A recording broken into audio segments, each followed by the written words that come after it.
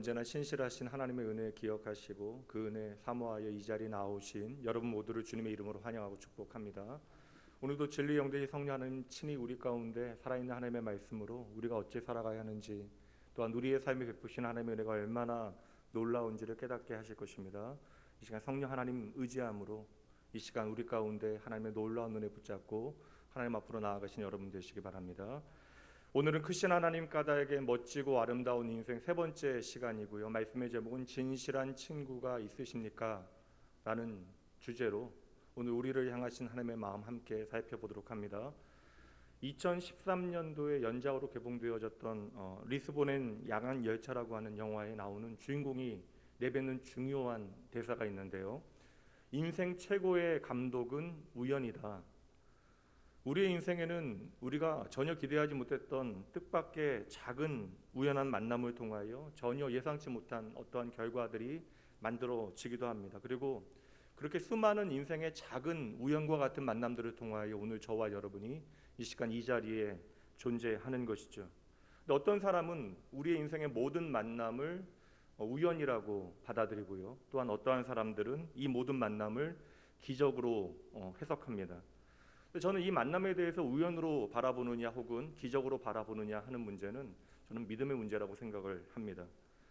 구약 성경의 열왕기상 말씀에 보면 아주 특별한 만남 하나가 기록되어져 있는데 스바의 여왕이 솔로몬을 찾아오는 그러한 내용입니다. 그때 그 스바의 여왕이 솔로몬 왕을 찾아오는데 드는 경비가 오늘날로 환산하면 3천억에 가까운 비용이 들게 되어져요.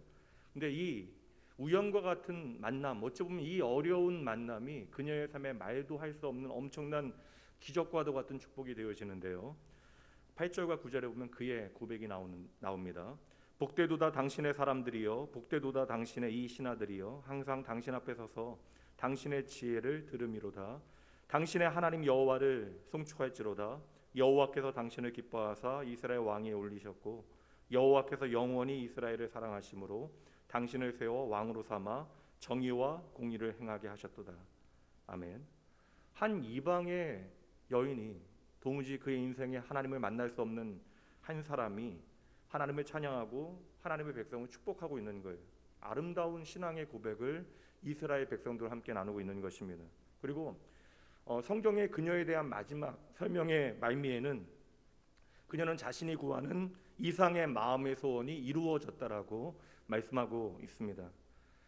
성도 여러분, 분명한 사실 하나는 좋은 만남은 축복 가운데 축복이라는 것이고 하나님께서 오늘도 저와 여러분을 축복하시는데 그 축복의 방법 가운데 하나가 바로 우리의 삶에 좋은 만남을 허락하시는 것입니다. 그러니 우리의 인생 가운데 하나님께서 허락하시는 만남을 잘 바라보고 찾고 구해야 그러한 만남 가운데 허락하신 축복을 우리는 풍성히 누리게 되어지는 것이죠. 그러므로 좋은 만남을 기대하셔야 되고요. 그리고 그 좋은 만남들을 위하여 기도하셔야 합니다. 그리고 좋은 만남을 볼 줄 아는 눈과 그 모든 관계를 아름답게 유지하며 함께 동행하는 것, 이 모든 것이 우리를 향한 하나님의 축복이며 지혜라고 하는 사실을 반드시 기억하셔야 돼요. 목사인지라 제 삶에는 이런저런 새로운 만남들이 많습니다. 그 사이는 낙원교회가 그래도 어려움 가운데 있는 형제 교회들을 열심히 돕는 일을 하다 보니까 종종 모르는 분들에게도 청함을 받거나 만남을 요청받는 일들이 상당합니다. 게다가 말씀 사역자이니 말씀으로 성도들을 돌보고 섬기고 응원하는 일이 사실은 제게는 좀 부담이 되기는 하지만 세상 어떠한 일보다 행복하고 감사한 일이 되어지죠. 사실 제가 여러모로 부족한 사람인지라 목사의 직무 자체가 상당히 좀 부담이 돼요. 어떠한 세상의 지혜와 지식을 전하는 것으로 끝나는 것이 아니라 이 말씀이 언제나 저를 향하고 있기 때문에 설교자인 저도 이 말씀을 전하는 것이 참으로 쉽지 않은 일입니다. 그래서 때로는 이 목사의 직무가 상당한 부담과 심지어는 고통으로 다가오는 순간도 있어요. 근데 생각해 보니까 사람으로 인하여 이렇게 부담을 느끼고 또 사람으로 참으로 행복한 자리가 이 목사의 직무가 아닐까라는 생각을 해봅니다. 그러니 한편으로 생각해 보면 버거운데 또 한편으로 내 삶에 허락한 모든 만남들이 제게는 참으로 행복한 만남이라는 생각을 하게 합니다. 그리고 그러한 이유는 한 가지 때문이에요. 우리의 모든 만남이 바로 하나님께로부터 시작되어진 만남이기 때문입니다. 그러니 우리의 모든 만남은 결코 우연이 아닌 것이죠. 그래서 저는 제 마음이 때로는 연약한지라 지치게 되어질 때마다 저에게 허락한 모든 만남이 하나님의 축복된 만남이라고 하는 사실을 되뇌이곤 합니다. 그러니까 그렇게 생각되어지지 않는 순간에도 이 모든 만남이 얼마나 소중한 만남인가를 기억해내려 노력하는 것이죠.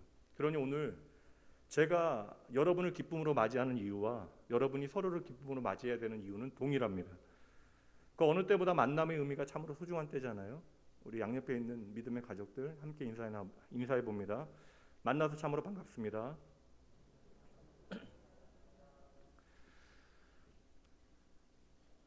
주 안에서의 환대의 기쁨을 가지고 이제 오늘 다시 한번 다윗의 삶으로 들어가 보도록 하겠습니다.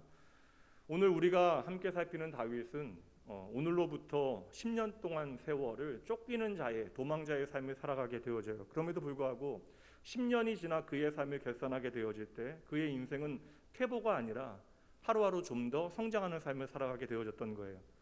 그 이유를 한마디로 이야기하면 참으로 멋지고 크신 하나님 까닭에 그가 아름다운 인생으로 자라날 수 있었던 것인데, 어찌 보면 도망자로 참으로 피폐하고 망가질 수 있는 험한 인생길을 잘 이겨낼 수 있는 길이 바로 하나님께서 그 길에 동행하셨기 때문이지만, 더불어 하나님의 그 신실하신 인도하심의 방법이 바로 그의 삶 가운데 아름다운 만남들을 허락하셨다라는 것입니다. 무엇보다 하루하루 하나님과의 만남이 깊어져요. 그 고난 가운데 하나님과의 만남이 깊어지고, 또한 내 삶의 참으로 소중한 관계들에 대하여 다윗이 깨닫게 되어집니다. 그래서 다윗의 삶에는 이러한 하나님의 축복되어진 만남들 때문에 그의 인생의 시간은 결코 마이너스가 아니라 플러스, 적자가 아니라 흑자가 되어졌던 것이죠. 그리고 오늘 말씀에는 다윗의 삶 가운데 참으로 아름다운 만남 하나가 기록되어져 있고, 우리는 이 다윗의 만남을 통하여 오늘 저와 여러분의 인생의 기적과도 같이 찾아온 한 멋진 만남에 대해서 함께 붙잡아 보려고 합니다. 다윗에 대한 말씀을 시작하면서 내 인생의 골리앗에 대하여 제가 첫 시간에 여러분들과 함께 나누었는데요. 우리의 인생을 돌아보면 그것이 오늘일 수도 있지만 내가 정말 피하고 싶은 나의 정체성과 나의 존재와 나의 내면을 완전히 뒤흔들어 놓는 불신앙의 거인들을 만나게 되어지는 순간들이 있어요.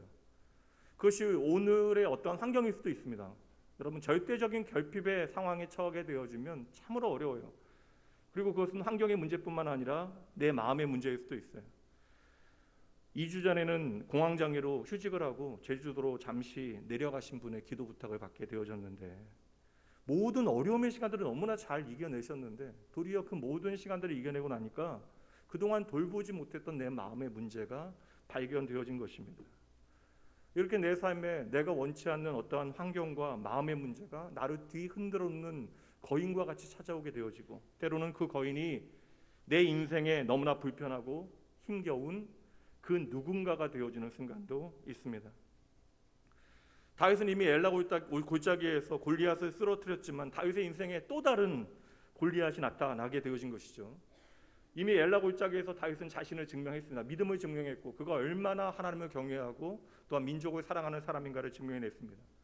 물론 의도한 것은 아니지만 다윗이 골리앗을 쓰러뜨리게 되어지는 그 순간 숨어있던 모든 이스라엘 사람들이 다윗을 영웅으로 떠받들기 시작했죠. 그런데 신기하게 그 순간으로부터 골리앗은 쓰러졌지만 더 큰 강력하고 끈질긴 골리앗이 그의 삶에 등장합니다. 다윗의 믿기지 않는 승리로 말미암아 소문에 더하게 되어져요. 날마다 그 소문이 퍼져나가기 시작하니 승전하고 군대가 돌아오게 되어질 그때에는 온 성의 노래가 울려 퍼집니다. 물론 그 앞에 승전보를 전하는 그 군대의 가장 앞에는 사울왕이 서 있으니 모든 사람들이 사울을 환영하고 있지만 바람결에 들려오는 여인들의 노래에 사울왕의 마음이 참으로 불편해져요. 사무엘상 18장 7절 말씀입니다. 여인들의 노래는 바로 이것이었어요.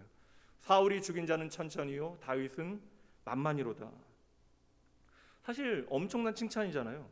사울을 향하여 일당천의 용사라고 칭찬하고 있는 것인데, 근데 그 다음 말이 사울의 마음을 불편하게 합니다. 다윗을 향한 노래가 이어지는데 다윗은 만만이다.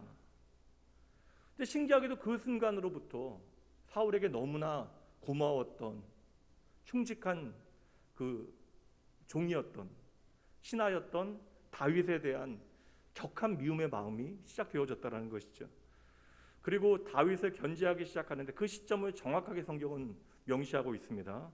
9절 말씀이에요. 그날 후로, 그 노래를 듣게 되어진 그날 후로 사울이 다윗을 주목하였더라. 여러분 생각해 보세요. 여전히 한 나라의 왕입니다. 절대적인 권력을 가지고 있어요. 빼앗긴 것이 없어요. 그런데 바람결에 들려오는 여인들의 노래, 그 풍문에 마음을 빼앗기게 되어지고 그때로부터 다윗에게 시선이 고정되어졌다. 실상 사실이 아닌데, 아무것도 아닌데 그렇게 다윗에게 시선이 고정되어지니 그의 마음이 한없이 격동되어집니다. 그 내면의 폭풍이 일어나게 되어지고 어느새 그 마음의 배가 파손하게 되어진 것이죠. 이처럼 여러분 환경이 문제가 없어도요, 나의 내면의 평정심이 깨어지면 우리의 삶은 언제나 흔들리게 되어지는 것입니다. 그래서 감정의 굴곡이 있으면 넉비공처럼 우리의 삶이 이쪽 저쪽으로 막 마음대로 튀어 어디로 갈지 모르게 되어지는 거예요. 때때로 그래서 여러분 많은 사람들이 내가 정말 하지 않아야 되겠다고 마음먹은 일들을 하게 되어지잖아요. 감정이 격하게 되어져서 우리는 절대 하지 않겠노라 다짐했던 말과 행동을 하게 되어집니다. 그리고 그 이해 다음에 우리가 그 뒷감당을 하지 못해서 괴로웠던 순간들이 얼마나 많아요. 격한 감정이라고 하는 것은 단지 우리와 함께하는 사람들을 아프게 하는 것뿐만 아니라 우리 자신을 파괴하는 것입니다. 자녀를 혼내다가 폭력을 행사하고 후회하게 되어지고, 부부싸움을 하다가 결코 하지 않아야 되는 말을 던져놓고 평생 씻을 수 없는 상처를 주고받게 되어지고요. 자기 밑에 있는 사람을 위하여 말을 시작하였는데 자기 감정에 못 이겨 그 사람의 인격을 무시하고 무너뜨리게 되어집니다. 이것은 비단 여러분 남의 이야기가 아니라 나의 이야기고 우리의 이야기가 되어지는 것이죠. 근데 여러분 신기하게도 그러한 순간에 우리는 하나님의 백성이라고 하는, 하나님의 자녀라고 하는 우리의 정체성이 한순간에 흔들리게 되어지는 거예요. 오늘 이 말씀의 그 시작을 보세요. 그날 이후 사울이 다윗을 주목했다. 사울은 많은 것을 바라봐야 돼요. 그리고 그것들을 책임져야 합니다. 그런데 이제 사울은 다른 것을 볼 여유가 없어진 것이죠. 그리고 온통 그 시선이 다윗에게 부정적으로 고정되어져서 그 심경이 곤두세워졌던 것입니다. 한 나라의 가장 높은 자리에 올라갔는데 지금 의미 없는 열등감에 빠져 있는 것이에요. 그러니 여러분 꼭 기억하셔야 합니다. 우리가 주목하는 것이 우리의 삶을 결정한다라는 것이에요. 그리고 오늘 우리가 주목하는 것이 우리의 삶을 움직여 나가게 되어지는 거예요. 그러니 여러분 오늘 우리가 무엇을 바라보고 무엇을 주목하고 있느냐, 참으로 중요한 믿음의 문제가 되어지는 것입니다.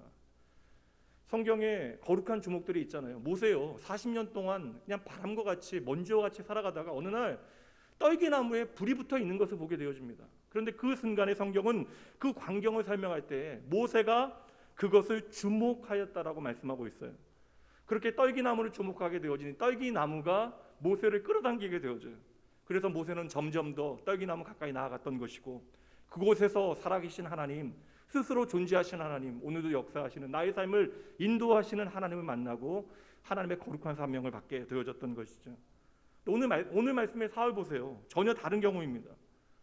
그가 바라봐야 하는 것은 참으로 많았는데 어느새 시기심으로 그 마음이 가득 차서 내가 정말 고맙게 여기고 사랑해야 하는 그 사람을 주목하되 그 주목이 시기심으로 그의 눈을 뒤집히게 만든 것입니다.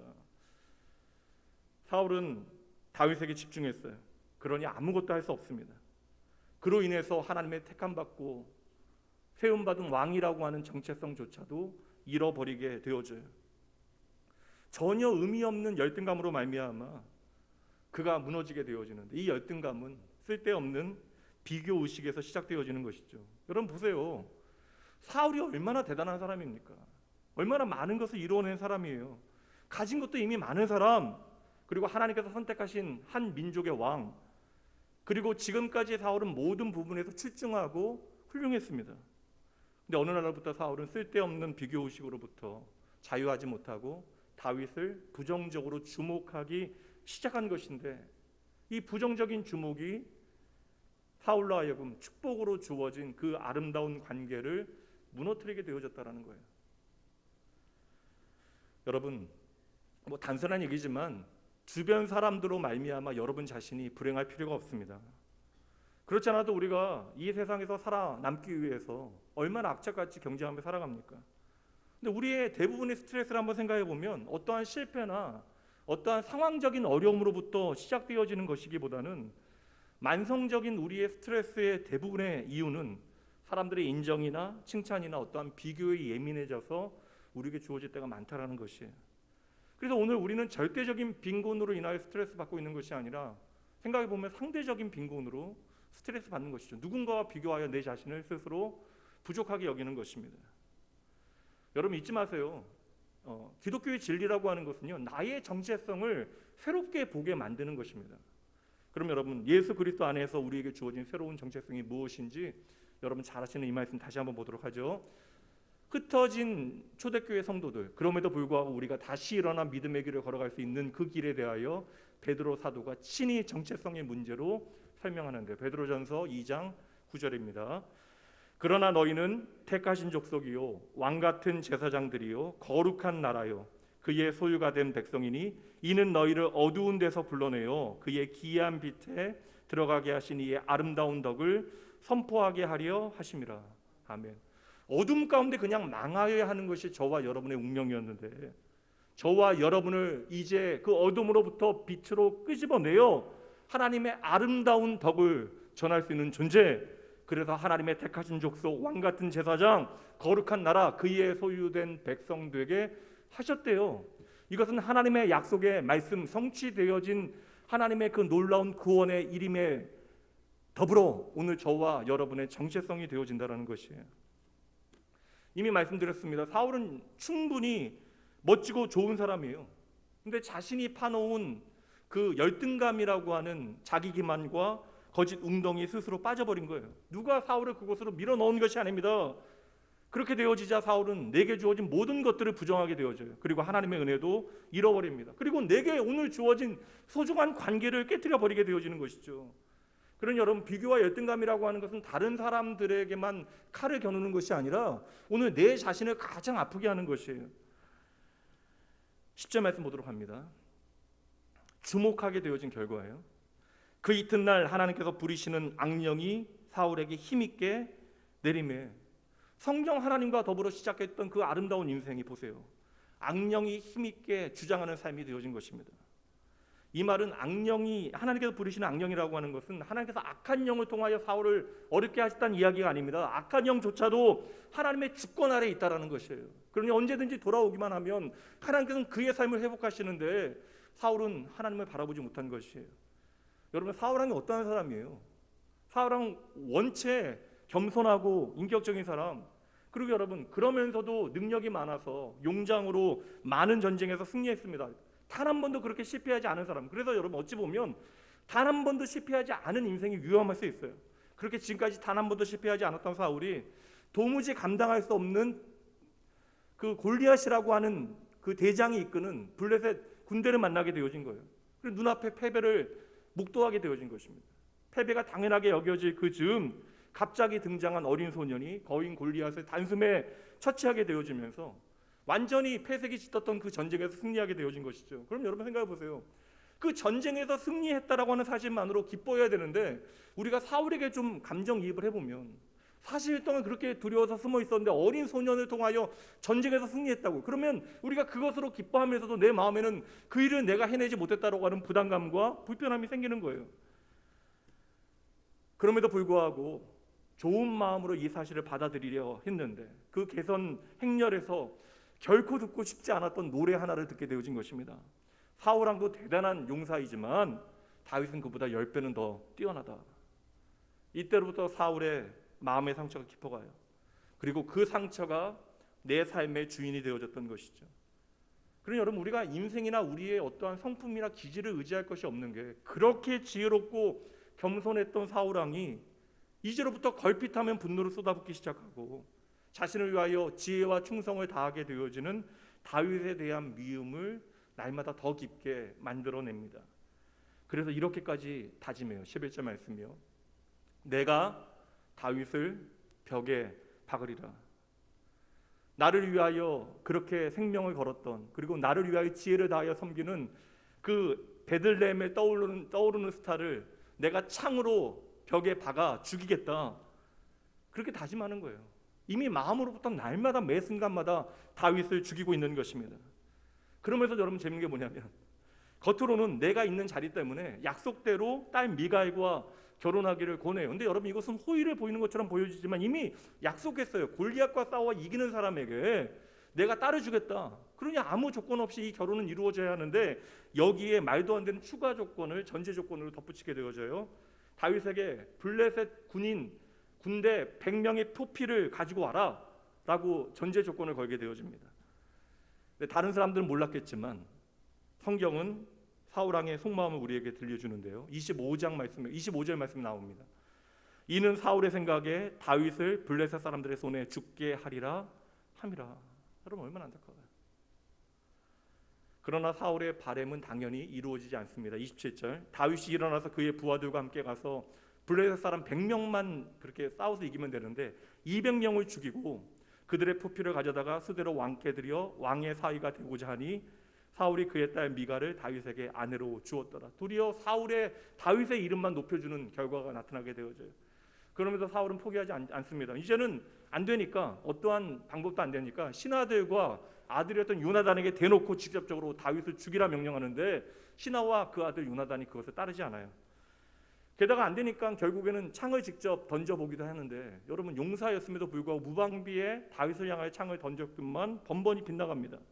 심지어 자객을 보내서 다윗을 죽이려 했을 그때에는 자신의 딸이었던 미갈이 자신의 남편을 창문을 통하여 피신시키는 일까지 벌어지게 되어지는데, 이렇게 여러분, 한쪽은 죽이려고 하고 한쪽은 그것을 피하려고 하는데 언제나 무업자인 사울보다 도망자 다윗이 앞서 그 모든 위기를 벗어나게 되어지는 것이죠. 우리는 이것도 우연이라고 이야기하겠지만 여러분, 이것은 신이 하나님께서 선택한 다윗을 지키시는 하나님의 은혜의 돌봄이 되어지는 것입니다.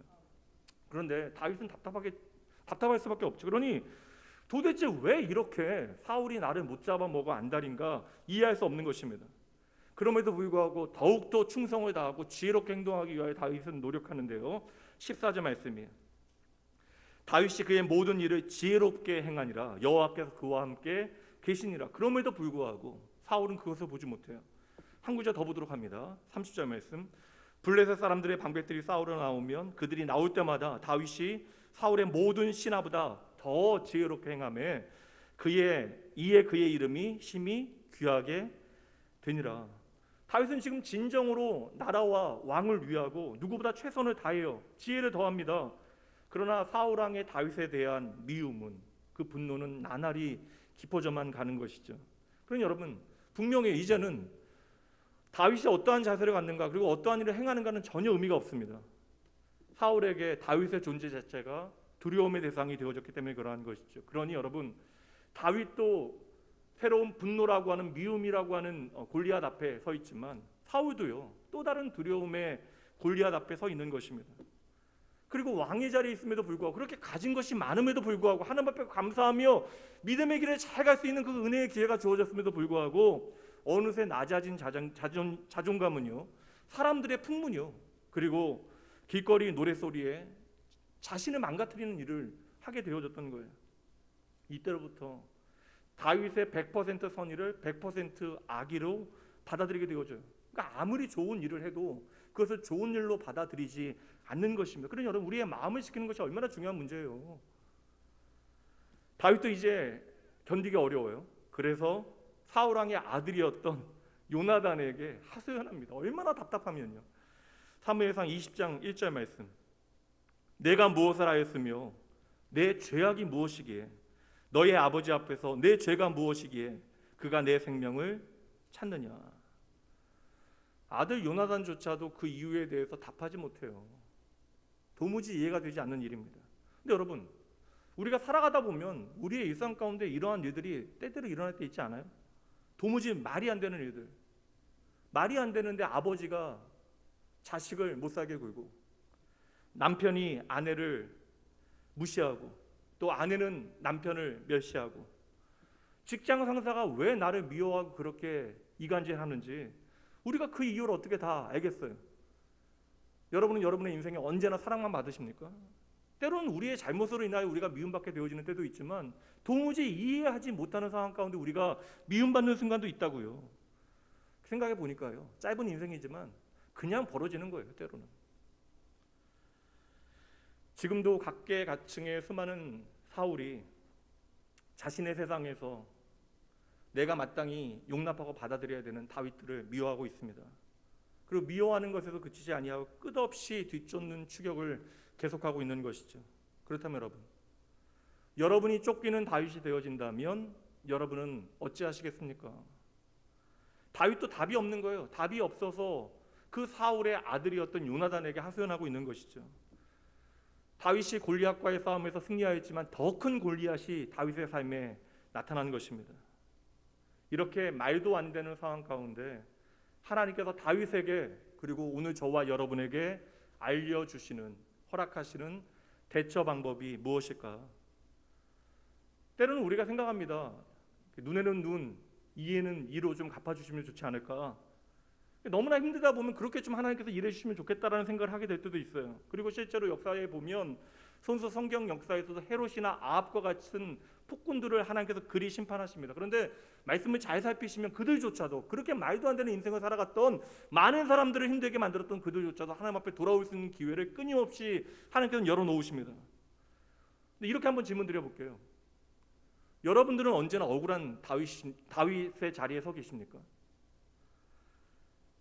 사실 우리가 다윗이 되어지는 순간도 있지만 때때로는 우리가 사울과 같이 나도 모르게 누군가에게 아픔을 주고 상처를 주는 자리에 있을 때가 있다라는 것이죠. 그럼 내가 사울의 자리에 서게 되어질 그때에도 여러분 눈에는 눈, 이에는 이를 하나님 앞에 여쭈겠어요? 참 어려운 문제죠. 오늘 말씀을 우리가 잘 봐야 되는데 하나님께서는 지금 괴롭고 힘든 다윗을 향하여 전혀 예상치 못한 대처 방법을, 해결 방법을 알려주십니다. 오늘 사울로 인하여 너무나 괴로운 다윗에게 하나님께서는 좋은 만남을 허락하시는데 바로 요나단이라고 하는 다윗의 인생 최고의 더할 수 없는 친구를 보내주십니다. 우리가 오늘 내가 감당하지 못하는 나의 인생의 다양한 미움의 거인들을 만나게 되어질 때 하나님께서는 더할 수 없는 신실한 우정을 나눌 수 있는 요나단과 같은 사람들을 우리의 삶에 보내주신다라는 것이에요. 그럼 여러분, 왜 다윗과 요나단의 만남이 하나님의 축복이 되어질까요? 이 만남 자체가 불가능한 만남이기 때문에 그러합니다. 사실 여러분, 제가 말씀드렸지만 지금 이 다윗을 향한 사울 왕의 미움은 우리가 잘 따져보면 나름의 개연성을 가지고 있어요. 왜요? 많은 사람들이 다윗을 좋아하니 나의 왕위를 다윗에게 빼앗길 수 있다라고 하는 두려움이 사울 왕에게 찾아온 것이죠. 그렇게 생각할 때 여러분 더 큰 두려움에 시달려야 하는 사람은 누구입니까? 더 큰 두려움을 가져야 되는 사람. 사울 왕의 아들이었던 요나단이 더 큰 두려움을 가져야 되는 거 아니에요? 여러분 우리나라 역사에도 얼마나 많은 왕자들의 난이 있었습니까? 이방원이 일으켰던 그 왕자의 난, 왕위 계승을 둘러싼 고륙상쟁의 그 비극의 역사들을 우리가 얼마나 많이 보았어요. 그리고 앞으로 이제 다윗이 왕이 되어져서도 다윗 가문에도 이러한 일이 수도 없이 벌어지게 되어집니다. 쉽게 얘기해서 요나단은요 사울 못지않게 다윗을 미워할 만한 이유가 너무 많았어요. 가만히 있으면 이변이 없으면 내가 왕의 자리에 올라갈 수 있는 차기 왕권을 가진 보장받은 사람이라고요. 게다가 이 요나단은 재능도 출중했어요. 충분히 자격을 갖춘 왕자였다라는 것입니다. 다윗이 정말 아무것도 아닐 때 들에서 양이나 치고 그 양의 배설물이나 치우고 있을 그때에 요나단은 이미 블레셋과의 수많은 전쟁에서 싸워 이겼던 사람입니다. 그렇게 충분히 다윗을 부정하고 멸시하고 그렇게 미워해도 충분한 자리에 있음에도 불구하고 요나단은요 신기할 정도로 다윗을 향하여 누구보다 넉넉한 마음으로 너그럽게 그를 대하게 되어집니다. 여러분 결코 쉬운 것이 아니에요. 그러니 여러분 신실한 하나님께서 오늘 가장 깊은 어둠 가운데 있는 다윗을 위하여 하나님께서는 요나단을 보내주신 것이죠. 당연히 깨져야 되는 관계라고요. 당연히 깨져야 되는 관계의 두 젊은이의 마음을 하나님께서 지금 단단히 하나로 연결시켜 주고 계신 거예요. 그게 바로 오늘 본문의 말씀입니다. 이런 배경 가운데 말씀 다시 보도록 합니다. 18장 1절이요. 요나단의 마음이 다윗의 마음과 하나가 되어 요나단이 그를 자기 생명같이 사랑하니라. 여러분 이게 가능한 일이냐고요. 제가 종종 드리는 말씀인데 저는 딸이 하나밖에 없으니까 딸이 이뻐요. 이제 20이 되어졌지만 너무 지금 이쁩니다. 그리고 괜찮다라고 얘기하지만 언젠가는 딸이 남자친구가 생길 터인데, 그러니까 이뻐지지도 않으면 좋겠어요. 남자들의 시선이 오지 않게 좀 아빠만 이뻐할 수 있는, 이런 얘기는 제가 조심스러운 얘기긴 하지만, 그런데 여러분, 그 딸이 그렇게 이뻐서 변비에 걸렸을 때는 이게 손으로 파고 혀로도 핥아주고 그랬는데, 어릴 때. 그러니까 제가 몸이 피곤하니까요, 애가 막 우니까요, 제가 자는 척을 하고 있어요. 아내가 깨서 아이를 돌봐주기를 바라는 것이 저의 또 이기적인 마음이더라고요. 여러분, 그러니까 자기 생명같이 누군가를 사랑한다라고 하는 것이 얼마나 어려운 일이에요. 마땅히 미워야 되는데, 이게 여러분 기적과 같은 일이 아닙니까? 그런 여러분, 이 두 사람의, 이 두 젊은이의 마음을 하나님께서는 친히 하나로 연결시키신 거예요. 그리고 이를 통하여 오늘 우리에게 주시는 중요한 가르침이 있다는 것입니다. 그리고 오늘 우리는 이것을 붙잡아야 하는 것이죠. 근데 여러분, 신기한 게 뭐냐면, 다윗이 골리앗과 싸워 승리하게 되어지는 바로 그날, 모든 함성이, 모든 관심이 다윗에게 집중되어지는 그날, 요나단은 다윗과 평생 이러한 우정을 나누어야겠다라고 다짐하게 됐다는 거예요. 3절과 4절 말씀에 여기도 또다시 반복됩니다. 요나단은 다윗을 뭐라고요? 자기 생명같이 사랑하여 더불어 언약을 맺었으며, 이 자기 생명같이라고 하는 표현이 계속해서 반복이 되어져요. 중요합니다. 4절, 자기 생명같이 사랑하여 행한 일들이 있습니다. 그러니 여러분, 사랑한다라고 하는 건 반드시 행함이 있어야 되는데, 4절 말씀 보세요.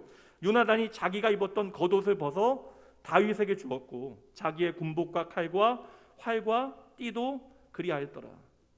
저는 이 장면이 참으로 인상적입니다. 왕자가, 한 나라의 왕자가 지금 초라한 양측의 옷을 벗기고요, 자기가 입고 있었던 겉옷을, 그 왕자의 망토를 그 초라한 양치기에게 걸쳐주고 있는 것입니다. 여러분, 그 왕토라는 것은 내가 왕의 계승자라고 하는 증거가 되어지는 거예요.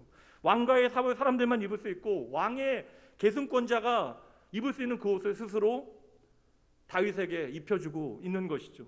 그때 요나단의 마음이 무엇인지는 알 수 없어요. 그러나 이 모습에는 분명 하나님의 어떠한 상징적인 스토리가 담겨져 있는 것입니다. 그리고 이후로 여러분, 요나단은요, 끝까지 줄곧 다윗을 보호하기 위하여 힘을 써요. 아버지가 음모를 꾸밀 때마다 먼저 친구인 다윗에게 알려주고요. 그리고 사울의 추격이 시작되어지면 요나단 그 즉시로 다윗을 빼돌립니다. 19장 2절 말씀이요. 그가 다윗에게 말하 이르되 내 아버지 사울이 너를 죽이기를 꾀하시느니라. 그러므로 이제 청한다. 아침에 조심하여 은밀한 곳에 숨어 있으라. 여러분, 왕의 아들이 지금 자신의 자리에 위협이 되어질 수 있는 이 다윗에게 주고 있는 것이 무엇이에요? 변함없는 우정과 사랑, 자기 생명과 같이 사랑하는 그 사랑, 그리고 언약, 그 변치 않는 언약과 왕가의 예복, 그리고 신실한 돌봄까지 끝없이 제공하고 있다는 거예요. 이 둘의 관계는 딱 이 말씀으로 해석되어지지 않을까 싶습니다. 잠언 말씀 가보도록 하죠. 잠언 18장 24절, 어떤 친구는 형제보다 친밀하니라. 이 말씀에 정말 피를 나눈 형제보다도 더 친밀한 이러한 관계가 바로 다윗과 요나단이라는 것이죠.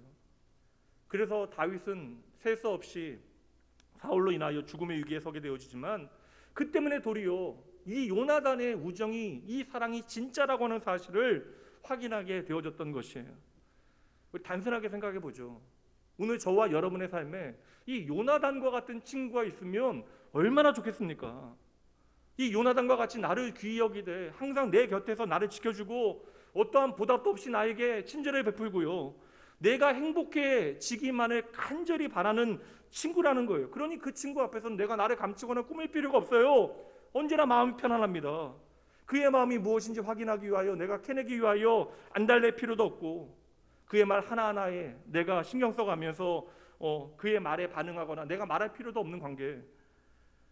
이렇게 다윗은 요나단의 그 사랑 때문에 모든 위기를 넉넉히 이겨내게 되어졌던 것. 다시 말하면 요나단은 다윗에게 오늘의 모든 어려움을 넉넉히 이겨내게 만드는 친구였다는 것입니다. 성경은 뭐라고 이야기하냐면요, 요나단은 다윗으로 하여금 하나님을 힘있게 의지하게 만든 친구래요. 오늘 저와 여러분의 삶에 이러한 친구가 있다면 얼마나 귀하겠습니까? 근데 저는 이 요나단에게서 하나님의 마음이 무엇인지를 보게 되어져요. 그래서 저는 이 만남이 하나님께서 축복으로 허락하신 만남이라고 말씀드린 것입니다. 오늘 다윗에게 도무지 가능하지 않았던 요나단이라고 하는 친구를 허락하신 하나님께서는 바로 당신께서 다윗에게 그러한 진정한 친구가 되어주기를 원하고 계시는 것이죠. 이렇게 보잘것없는 다윗이 이스라엘 왕자의 친구가 되어진 것입니다. 마찬가지로 하나님께서는 하나님의 자녀 되어진 저와 여러분과 그러한 똑같은 우정을 나누기를 원하신다라는 거예요. 이제 신약의 말씀으로 가보도록 합니다. 요한복음 15장 13절과 14절. 사람이 친구를 위하여 자기 목숨을 버리면 자기 생명같이 여기면 이보다 더 큰 사랑이 없나니 너희는 내가 명하는 대로 행하면 곧 나의 친구라. 우리는 그러한 삶을 살 수 없잖아요. 자기 목숨을 버리는 그 사랑이 진짜 친구다. 우리는 할 수 없지만 저와 여러분을 위하여 목숨을 버려주신 분이 계시잖아요. 그 이유 때문에 오늘 우리가 이 자리에 나와 있잖아요. 다윗을 위하여 기꺼이 목숨을 버리겠노라 다짐했던 요나단과 같이 바로 주님께서 나를 위하여 목숨을 버리셨습니다. 자기 생명을 내어 주신 것이에요. 그래서 여러분, 왕이신 주님께서 저와 여러분의 진짜 친구가 되어 주신 것이죠. 그리고 요나단과 다윗이 변치 않는 언약을 맺은 것과 같이 요나단이 죽고 나서도 다윗은 그 언약을 끝까지 지킵니다. 마찬가지로 주님께서는 이미 우리와 영원한 언약을 맺으셨어요. 주님께서 이 땅을 떠나실 때 두려워하는 제자들을 향하여 주신 말씀이 바로 이 말씀입니다. 언약의 약속이요. 마태복음 28장 20절이요. 볼지어다 내가 세상 끝날까지 너희와 항상 함께 있으리라.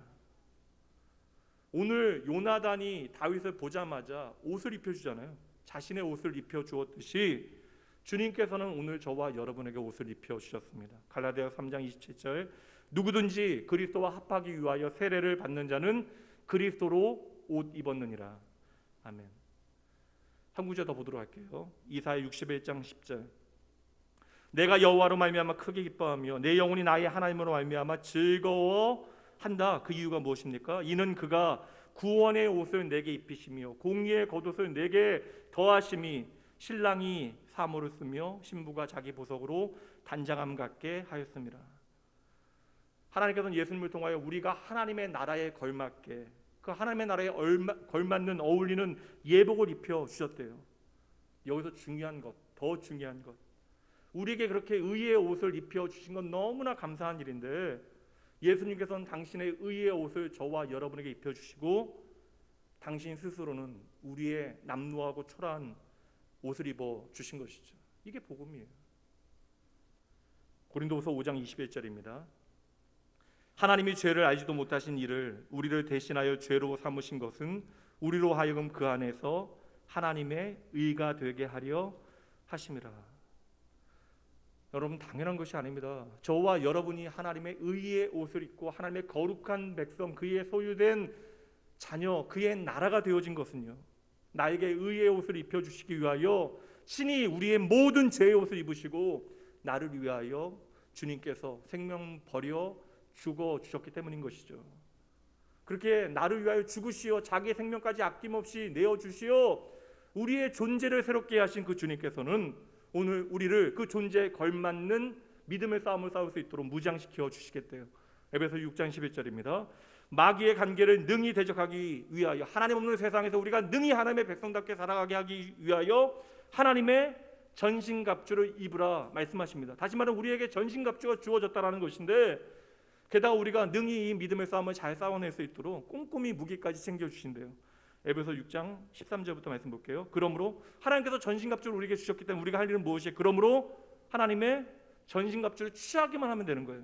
이는 악한 날에 너희가 능히 대적하고 모든 일을 행한 후에 서기 위함이라. 그런즉 서서 진리로 너희 허리띠를 띠고 의의 호신경을 붙이고 평안의 복음이 준비한 것으로 신을 신고 모든 것 위에 믿음의 방패를 가지고 이로써 능히 악한 자의 모든 불화살을 소멸하고 구원의 투구와 성령의 검 곧 하나님의 말씀을 가지라. 그리고 요나단이 다윗을 끝까지 보호했던 것과 똑같이 예수님께서는 저와 여러분 거룩한 자녀 되어진 우리를 철통같이 끝까지 지켜주시겠다라고 약속하십니다. 요한복음 10장 28절 함께 읽어봅니다. 내가 그들에게 영생을 주노니 영원히 멸망하지 아니할 것이요 또 그들을 내 손에서 빼앗을 자가 없느니라. 아멘. 아멘. 여러분, 이제 다시 한번 제가 여러분에게 묻겠습니다. 여러분도 오늘 진정한 친구가 필요하십니까? 예. 그럼요, 여러분. 우리는 필요합니다. 오늘 말씀 다윗 참 힘들겠다. 그래도 요나단이 있어서 다행이다. 그게 아니라는 거예요. 이 말씀을 오늘도 우리에게 들려주시는 이유가 무엇이겠습니까? 저와 여러분의 인생에 이러한 진정한 벗이 있다라는 사실을 말씀해 주시는 거예요. 그러니 너희들 낭망하지 말아라. 넘어지지 말아라. 다윗에게 요나단은 사울이라고 하는 미움의 골리앗을 이길 수 있는 선물이잖아요. 여러분, 요나단이 있어서 다윗에게는 하늘이 무너져도 솟아날 구멍이 있다는 사실을 확인한 것입니다. 내가 너무나 답답해서 숨도 쉴 수 없는데 다윗에게 요나단이 있기에 다윗의 숨통을 틔워주고 그로 하여금 솟아날 구멍을 발견하게 했던 것이에요. 그건 단순합니다, 여러분. 이제 우리의 선택이 남아있는 거예요. 오늘 우리가 사울을 바라볼 것인가 아니면 요나단을 바라볼 것인가. 오늘도 우리는 호시탐탐 나를 집어삼키려고 하는 사탄의 악한 역사에만 초점을 맞출 수 있어요. 그래서 우리가 하는 얘기가 모든 불안이고 두려움이고 불신앙의 이야기일 수 있다는 것입니다. 그러나 사탄의 그 악한 역사에만 우리의 시선을 집중할 것이 아니라 우리는 똑같이 그 순간에 선택할 수 있다는 거예요. 그리스도의 따뜻한 돌보심과 그 영원한 동행에 우리의 초점을 맞출 수 있음을 여러분 기억하셔야 돼요. 물론 현실 가운데 참으로 쉽지 않은 일입니다. 목사님은 언제나 그렇게 좋은 선택을 하십니까? 물으시면 저도 안 될 때가 많아요. 그래서 오늘도 우리는 하나님의 은혜가 필요한 거예요. 하나님의 말씀이 필요한 것입니다. 그럼 오늘도 우리는 또다시 기억해내야 하는 것이죠. 여러분 잊지 마세요. 여러분 혼자 사울을 상대하는 것이 결코 아닙니다. 우리 혼자 상대할 필요가 없다라는 거예요. 사울에 매여 우리도 도망다니거나 또 다른 복수를 꿈꾸지 않아도 된다라는 것입니다. 오늘 우리는요, 우리와 함께 하시는 예수님 까닭에 더 이상 가해자에게 우리의 시선을 집중하지 아니하고 나의 삶의 자비로운 구원자 되신 예수님께 우리의 시선을 집중할 수 있다는 거, 여러분 선택하실 수 있다는 것입니다. 오늘 나는 꼭 죽을 것만 같은데 우리의 삶에 허락하신 좋은 친구 예수님 때문에 차츰 우리의 영혼의 상처가 낫기 시작하는 거예요. 딱지가 생깁니다. 오늘 우리의 삶에 미움과 분노를 쏟아내야 하는 수많은 것들이 있을 거예요. 우리의 아픈 과거, 남들에게 말하지 못하는 뼈아픈 실패, 깨어진 관계, 단절되어진 경력들이, 답없는 결혼 생활과 도무지 회복되어질 기미가 보이지 않는 건강까지. 여러분, 근데요, 우리가 이 모든 것들에 염려하며 집착하는 동안에 우리의 삶에 정말 소중한 것들을 우리가 너무나 많이 놓쳐버렸어요. 우리가 사울에 빠져 살게 되어지면 우리는 더 깊은 고통의 수렁에 빠져들게 되어질 것입니다. 우리가 악취가 나는 상처를 계속해서 껴안고 살다 보면 어느새 내 스스로의 몸에서도 그런 악취가 풍겨나게 되어지는 거예요. 그렇다면 여러분, 우리가 어떻게 해야 할까요? 이미 말씀드렸습니다. 나에게 주신 좋은 친구 요나단을 의지해야 하는 것이죠. 다시 말씀드립니다. 사울이 어느새 내 삶에 이해하지는 못하겠지만 너무나 무서운 골리앗이 되어져요.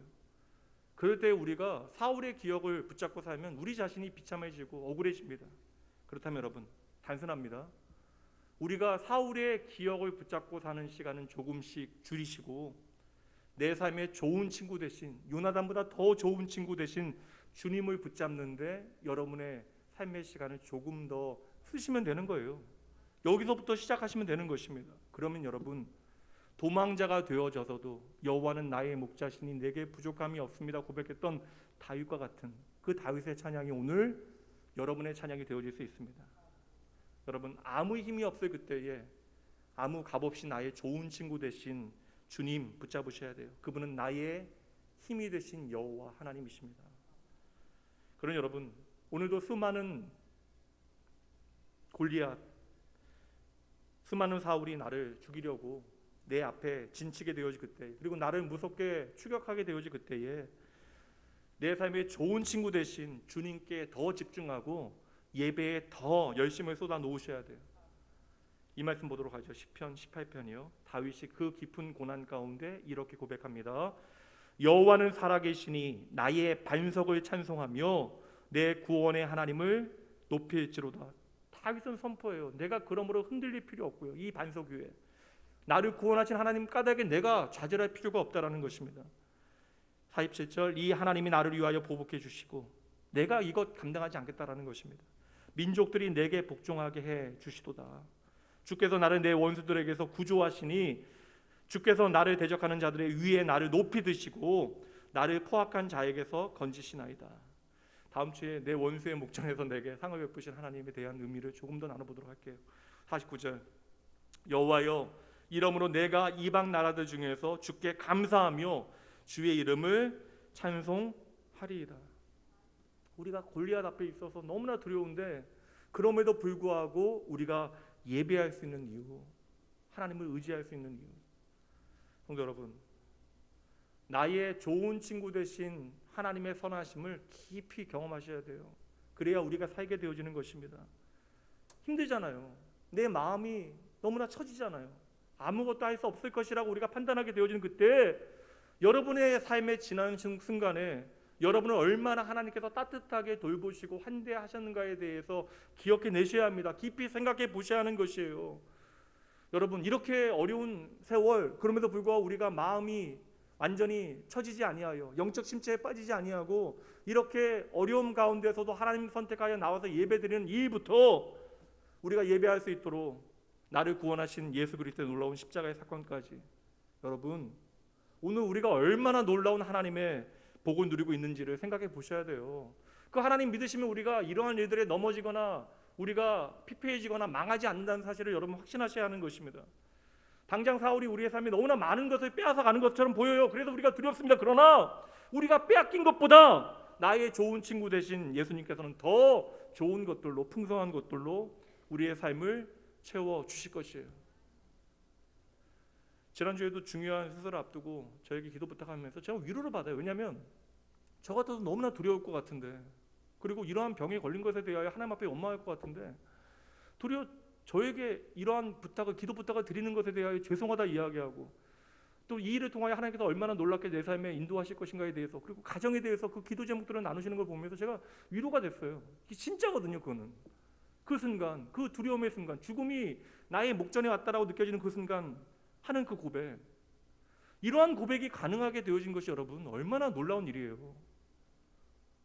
그러니 여러분 우리가 혹 참으로 어려운 세월을 살아가며 힘겹게 느껴진다 할지라도 반드시 하나님께서는 그 모든 시간을 통하여 하나님 앞으로 더 가까이 나아가게 하실 거예요. 그리고 우리로 하여금 하나님을 더 사랑하게 하실 것입니다. 여러분 오늘 말씀은 단순해요. 하나님께서 평생에 우리의 좋은 친구가 되어 주시기로 약속하신 것이고 이 약속을 예수 그리스도를 통하여 온전히 이루셨습니다. 그럼 이제 우리 차례 우리가 예수 그리스도를 우리의 평생의 친구로 삼기만 하면 되는 것이에요. 오늘 다윗이 요나단 앞에서 도무지 하기 어려운 얘기잖아요. 자신의 요나단의 아버지를 향하여 불평하고 답답함을 다 토해냈듯이 우리도 우리의 좋은 친구 되신 주님 앞에 우리의 모든 아쉬움 숨기지 아니하고 낱낱이 아뢰기만 하면 되는 것이에요. 우리의 모든 두려움 주님 앞에 고백하고 오늘 우리에게 어떠한 걱정거리가 있는지에 대해서 차근히 설명하시면 됩니다. 그리고 주님께 좀 맡겨드리세요. 그것은 미안해하지 않으셔도 됩니다. 당장 사울이 내 삶에서 사라지지 않을 수도 있어요. 그러나 여러분 분명합니다. 나의 좋은 친구 되신 주님 붙잡게 되어지면 사울의 추격이 우리의 삶에 대단한 일이 아니게 고백되어질 수 있습니다. 여러분 이미 여러분은 그 모든 추격을 잠재울 영원한 함께할 수 있는 믿을 수 있는 좋은 친구가 있습니다. 그렇다면 여러분 그것만으로 우리가 충분하지 않을까요? 지난주 말씀에서 살폈듯이 다윗이요 어린 시절부터 가족으로부터도 상처받았던 아이였습니다. 부모에게 사랑받지 못한 기억이 있었다고요. 시편 27편 10절 말씀 내 부모는 나를 버렸으나 여호와는 나를 영접하시리이다. 아무리 긍정적인 해석을 한다 할지라도 성경이 보여주는 다윗의 아버지 이새는요 그 어린 막내 막둥이를 홀로 들판으로 내보내는 것은 아무리 봐도 아버지의 부족한 사랑을 우리에게 보여줍니다. 근데 저는 이것이 이새가 나쁘다라는 것이 아니라 아무리 가장 아름다운 사랑으로 표현되어지는 부모의 사랑조차도 우리에게 부족한 순간이 있다는 것이에요. 그래서 어린 다윗이 좀 홀로 들판을 지키는 장면을 상상하게 되어지면 제 마음이 좀 짠하기까지도 해요. 저는 개척교회 목사의 아들로 어린 시절을 보냈거든요. 그러니까 저는 생리잔치라고 하는 것을 6학년 때 처음 해봤어요. 친구들은 많았는데 6학년 때 처음으로 생리잔치라는 걸 해봤습니다. 그러니까 제가 7살 때 8살 때 아버지께서 개척교회를 이제 시작을 하셨으니까 그 당시에 목회 현장이라는 것은 뭐 매일 밖에서 시간을 보내셔야 했죠. 근데 제가 그 당시에 생각해 보니까 해질녘을 참으로 싫어했는데 이유를 생각해 보니까요. 친구들하고 재밌게 놀다가 이제 저녁 해질 때가 되면 대부분 이제 아파트 이제 부모님들이 나와서 그때는 또 뭐 17평 아파트에 두 집이 같이 살기도 하고 그랬으니까요.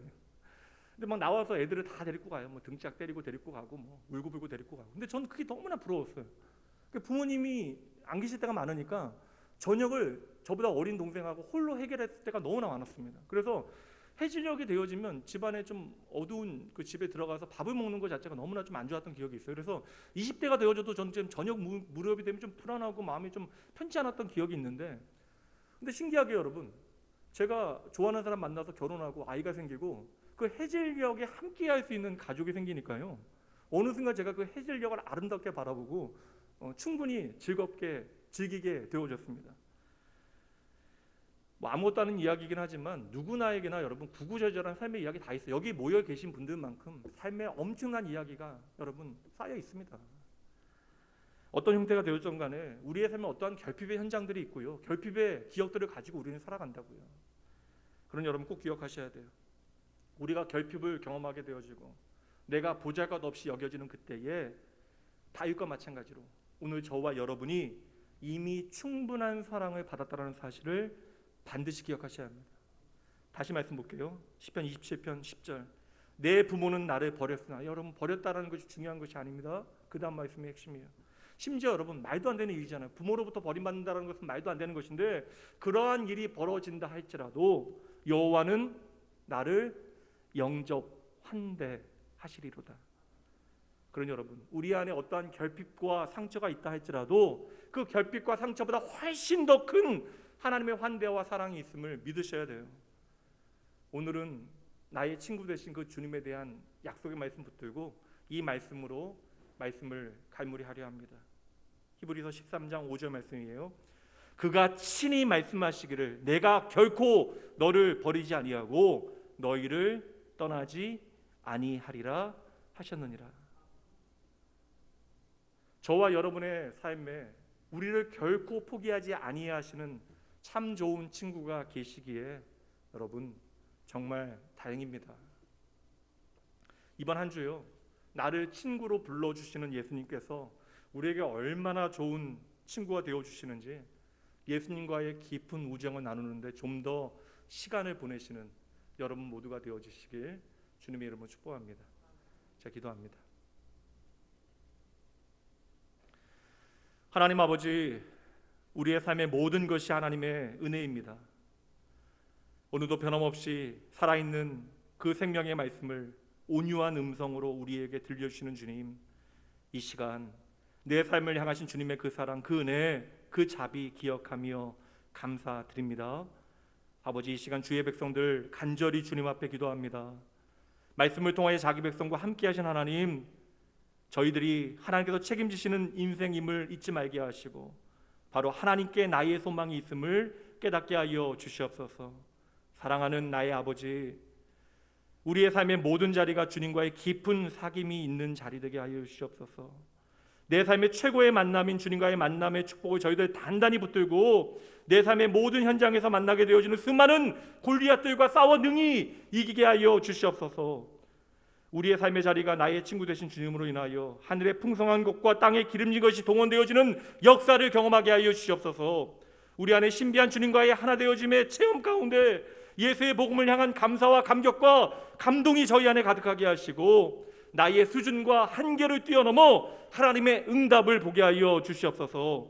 이 시간 오직 믿음으로 아멘으로 화답하게 되어지는 주의 자녀들과 영원히 함께 하여 주실 것을 믿사오며 오늘도 내 삶의 수많은 요나단을 만드시고 보내시되 또 저희를 누군가의 요나단으로 만들어 가시는, 무엇보다 나에게 요나단보다 더 좋은 친구가 되어주시는 내 인생의 최고의 선물, 나의 최고의 친구 되신 예수님 이름으로 간절히 기도합니다. 아멘. 이제 여러분들 기도하실 차례입니다. 말씀 붙들고 기도하시죠. 하나님 앞에